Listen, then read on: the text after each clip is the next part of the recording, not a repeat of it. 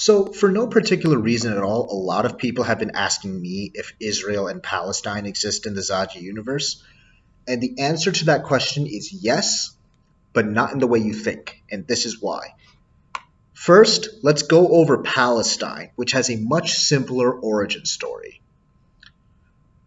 So, this is what the Zaja version of Palestine looks like. Notice how there's no Gaza Strip, no Golan Heights, no West Bank, not even an Israel proper. It's all Palestine, fully independent, fully united, fully sovereign. That's because in 1949, Palestine gained its independence from the British Empire as a fully sovereign Arab nation, with Jerusalem as its capital.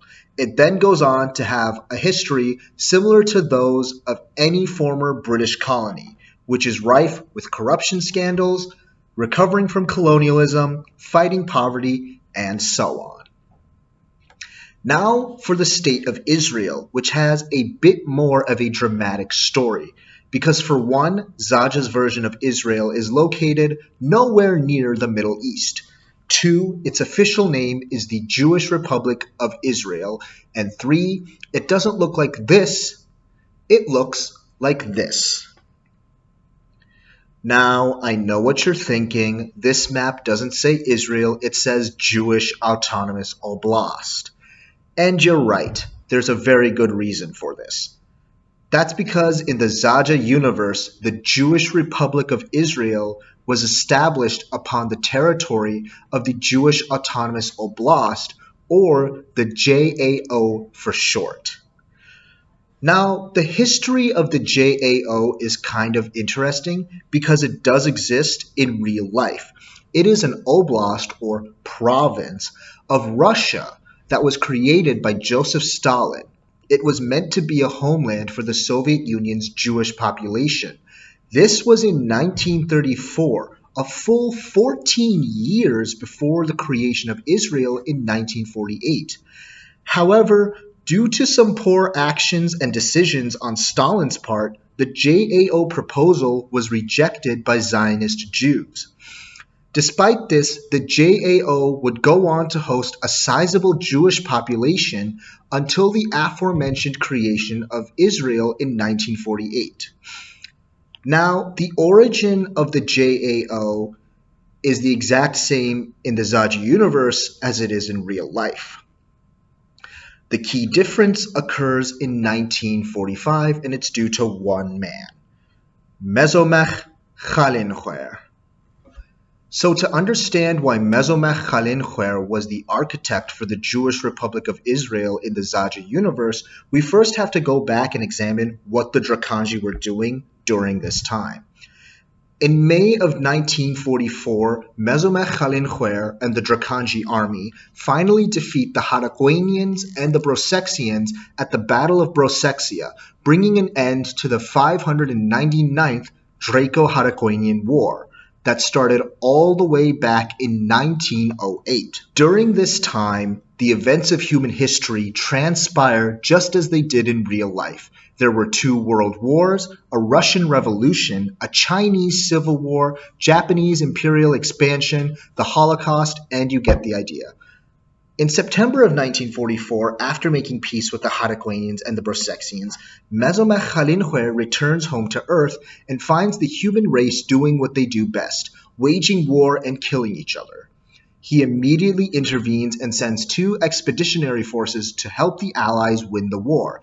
The Allies win, and in the post-war aftermath, the question of a Jewish homeland is brought up. Now, the British Empire, acting in the interest of their Zionist backers, suggest establishing a Jewish state in British-occupied Palestine at the United Nations, just like they did in real life. Now, here is where Zaja history diverges from real history. Mezomech Chalinchoer, acting in the interest of the Arabs and the Muslims, intervenes and refuses to back a Jewish state of any kind anywhere in the Middle East.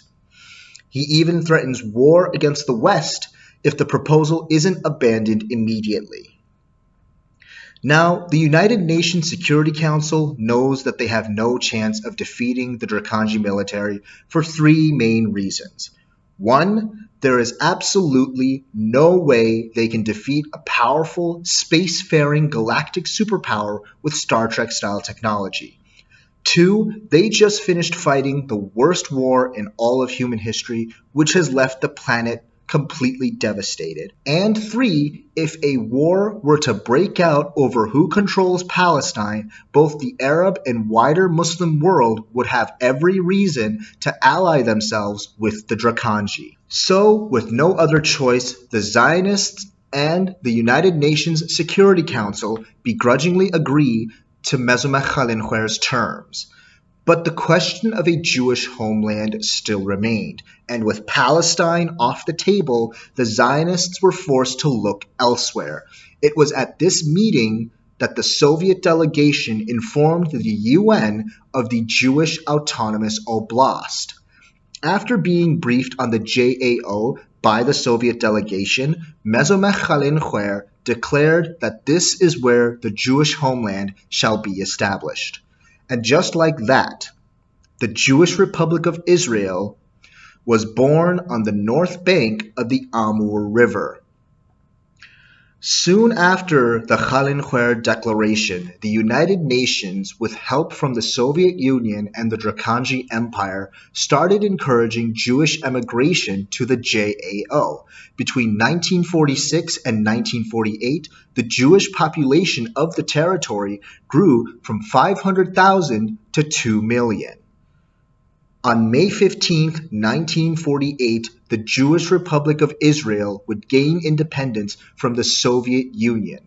The cities would be given new Hebrew names to replace the Russian names, and Jewish religious law would form the basis for the laws of this new Jewish state. Over the next 75 years, the Jewish population of the Jewish Republic of Israel would reach 10 million. The young nation would sign friendship treaties with both its communist neighbors to guarantee its security, and it even became a formal ally of the United States. Over the years, Israel would even adopt aspects of both Russian and Chinese culture owing to its new immigrant communities. Its status as a neutral nation, as well as its role as a banking hub and an international mediator in East Asian geopolitics, would earn it the nickname the Switzerland of the Far East. And unlike in real life, the Zaja versions of Israel and Palestine are friends, even though their nations are located on opposite sides of Asia. So thank you guys for watching. I hope you guys enjoyed the video. If you did, please consider liking the video, leaving a comment, and subscribing, and also sharing it with your friends. We hope to grow this community into something much greater than it is now, and I'll see you in the next one. Goodbye.